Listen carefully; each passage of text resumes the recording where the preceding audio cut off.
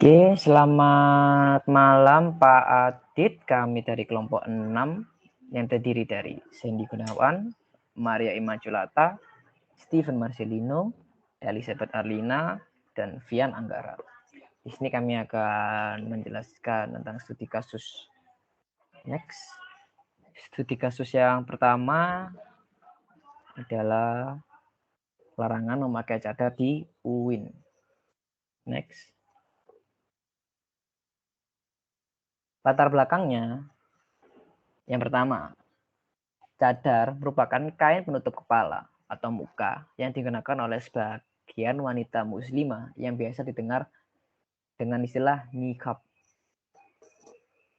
Mengenakan cadar memang bukan kewajiban bagi seorang wanita muslimah, tetapi mereka diwajibkan untuk tetap menutup aurat.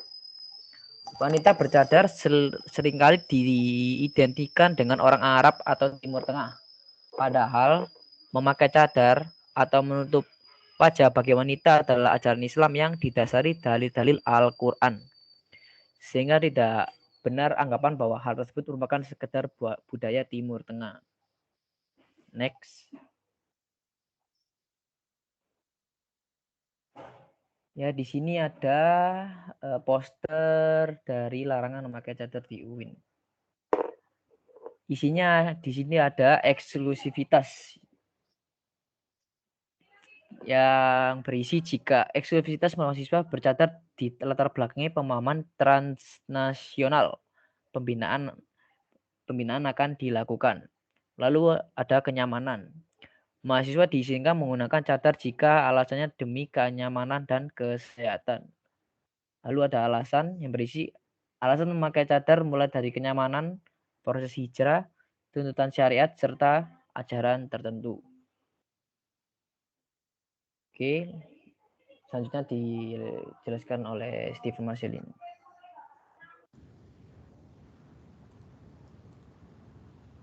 Baik, yang selanjutnya kronologi kejadian.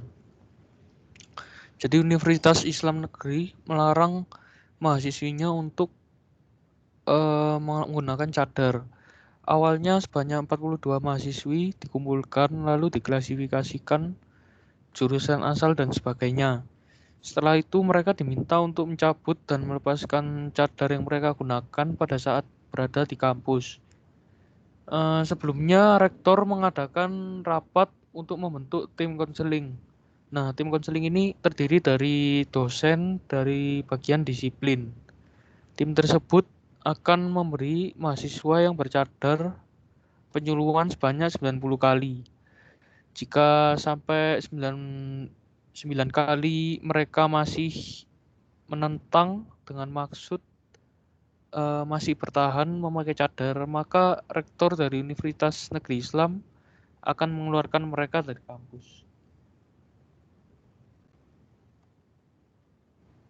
Berikut penjelasan konfliknya. Dari kronologi kasus dapat kita lihat bahwa ada hubungannya dengan sila pertama, karena pemakaian cadar tidak berkaitan langsung dengan unsur radikalisme. Lalu cadar merupakan bentuk kepercayaan seorang wanita muslim dalam meyakini agama yang dianutnya. Cadar itu juga dapat dikatakan konservatisme, yaitu cara hidup yang menafsirkan agama secara konservatif, ketat, dan skriptularis. Jadi menurut kami itu larangan untuk memakai cadar itu tidak benar ya, karena menentang Pancasila sila pertama. Baik, kasus yang selanjutnya akan dijelaskan oleh teman saya.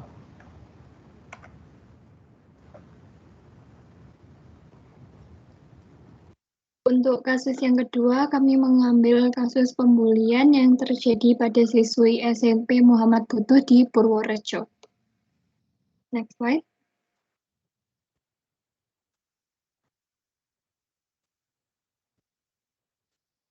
Berikut kami melampirkan video yang berisi tentang pembulian.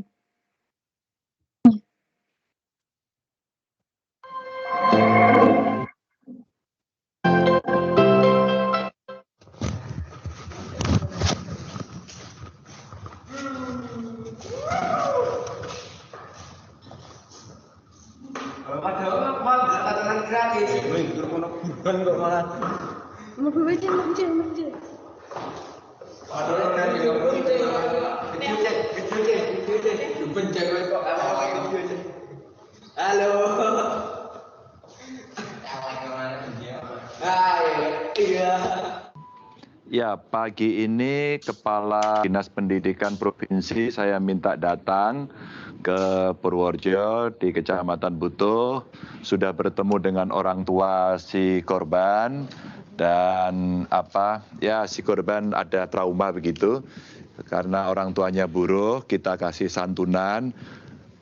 Pak, Anda nggak usah bekerja dulu, ini saya kasih santunan, tolong dirawat anaknya untuk beberapa waktu ini agar si anak nanti bisa kita pulihkan lagi agar tidak trauma sehingga nanti mau sekolah.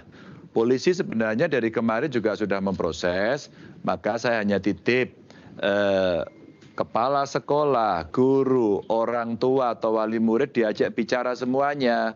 Karena ini anak-anak gitu ya. Karena ini anak-anak. Maka di medsos saya juga sudah saya gantian dibully kemarin gitu. Agar orang berbicara begini. Pak Ganjar ini pokoknya harus dihukum, dikasih hukuman berat. Saya bilang hati-hati ini anak-anak. Ada aturannya, ada ketentuannya yang kita mesti hati-hati. Tapi alhamdulillah Mbak, Kepala Dinas saya sekarang masih di lokasi dan kita minta untuk dicek termasuk pada orang tuanya, pada sekolah. Nah, dari video tersebut kita bisa melihat ada pelaku yang berinisial TP dan ada 3 pelaku. Dan ketiga pelaku ini merupakan anak pindahan dari SMP yang berbeda-beda. Sedangkan untuk perekamnya sendiri, perekamnya merupakan satu anak yang juga pindahan. Next slide. Nah, berdasarkan video tersebut dan dari sumber yang kami cari, kronologi kejadiannya adalah sebagai berikut. Menurut Kepala Sekolah SMP Muhammadiyah, kejadian tersebut terjadi ketika sekitar pukul 8.30 waktu pergantian pelajaran dari pelajaran kedua ke ketiga. Saat itu para guru masih berada di ruang guru. Nah, pada pelajaran sebelumnya ini, korban itu melaporkan pelaku meminta uang sebesar Rp2.000 kepada guru. Karena tidak terima pada perlakuan korban tersebut, perlakuan korban yang melaporkan itu, pelaku mulai menyiksa korban.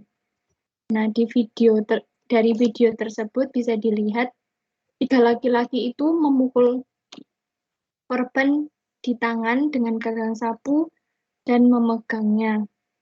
Siswi yang dipukuli terlihat hanya diam saja, tidak membantah, tidak membela dirinya, hanya memegang perutnya dan sambil kesakitan. Lalu ketika pria SMP itu hanya tersenyum dan merasa tidak bersalah, sedangkan ada temannya lain merekamnya. Lalu setelah penyelidikan lebih lanjut, diketahui kalau korban itu merupakan siswi yang berkebutuhan khusus. Next slide.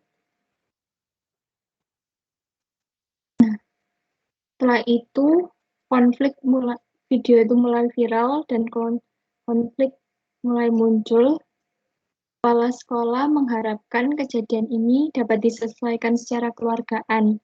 Akan tetapi karena mengingat banyak yang tidak terima dengan cara ini, akhirnya kepala sekolah hanya tetap meminta pemerintah agar tetap mempedulikan pendidikan para korban.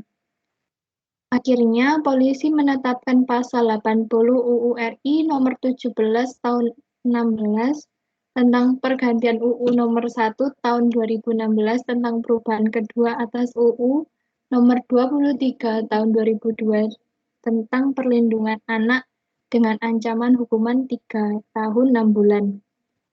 Di laporan visum tersebut ditemukan di korban terdapat luka lebam di pinggang sebelah kanan. Untungnya, Cedera tersebut tidak akan mengganggu aktivitas anak tersebut.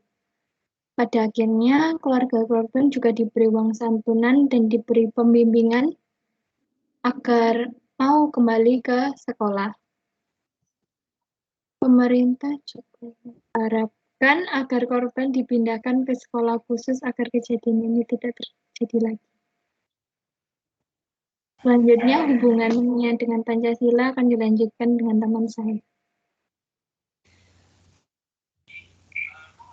Seperti yang kita ketahui, sila kedua dalam Pancasila dan kasus tersebut memiliki hubungan. Sila kedua yang berbunyi manusia yang adil dan beradab. Dalam sila tersebut mengandung nilai kemanusiaan. Apa sih maksudnya mengandung nilai kemanusiaan? Maksud dari nilai kemanusiaan ini adalah bersikap adil dan manusiawi kepada setiap orang, meskipun orang itu memiliki perbedaan dengan kita. Nah, kasus bullying dianggap sebagai pelanggaran sila kedua Pancasila. Mengapa begitu? Karena dalam bullying, hak dan martabat seseorang tidak dihargai, di mana seorang individu diperlakukan tidak setara karena individu lain menganggap dirinya lebih baik dari segi tertentu.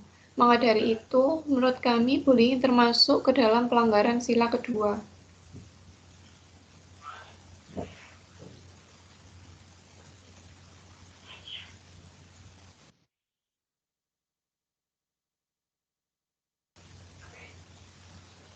Ini adalah sumber-sumber dari kasus yang kita ambil di kelompok kami. Sekian dari kelompok kami, terima kasih.